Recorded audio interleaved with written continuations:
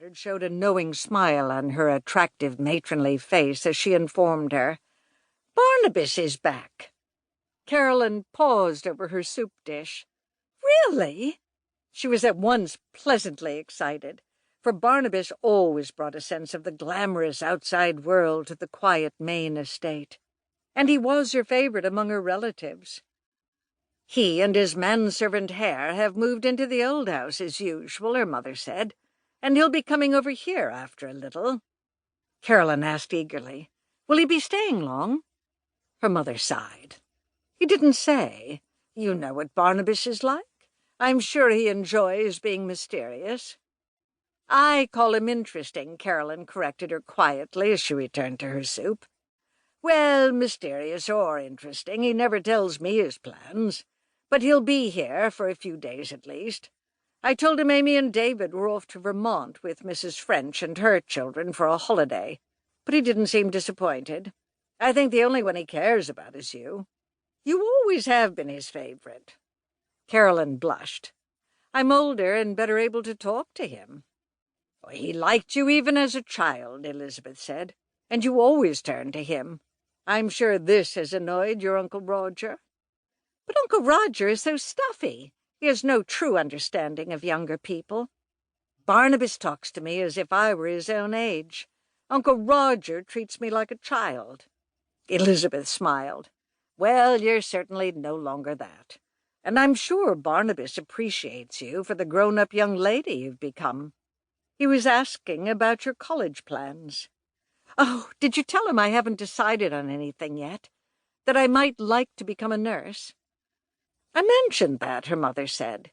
"Barnabas seemed to think it would be a good career for you." "I must talk to him about it," she said.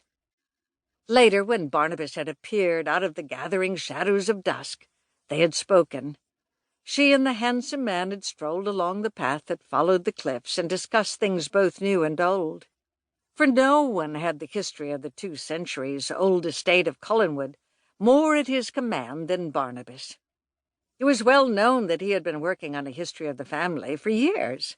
Many times he had fascinated Carolyn with his exciting tales of the early days of the Collins forebears. Who better than he was familiar with the dark secrets of the shadowed, silent rooms of Collinwood? The strange events that had happened there over the years had all been recorded in his notebooks. He had thrilled her with his account of Jeremiah Collins, who had long ago built the sprawling mansion with its tall, dark chimneys, streaking like ghostly arms to the sky. His account of Jeremiah's marriage and the deep sorrow he'd known when his French wife, Josette, died, when she'd plunged from Widow's Hill, had always touched her. Through the centuries, others had plunged to their death from that same spot, as if directed to the lonely cliff above the angry breakers by a phantom hand. Another story that had grimly held her attention was the account of the first Barnabas Collins, ancestor to this present holder of the name, who had been driven from the estate under a dark shadow. It was with that long-ago Barnabas that the first whisperings of the many ghostly legends concerning Collinwood had begun, and over the years the belief that Collinwood was an eerie setting for phantoms of the night had gained credence, especially among the people of the village of Collinsport. It was these villagers of an early day who had first accused the first Barnabas Collins of being a vampire, one of the living dead who appeared only in the dark hours and attacked pretty young girls to feast on their blood. This need for a regular supply of human blood made the vampire emerge from his daytime coffin sleep and stalk the night shadows. The ire of the villagers became great after a number of their daughters were found wandering in a dazed state, with weird red marks on their throats, the mark of the vampire's fangs. Because that first Barnabas was rumored to have been cursed by a dark beauty from the West Indies, whose affections he'd spurned, they thought he was a vampire.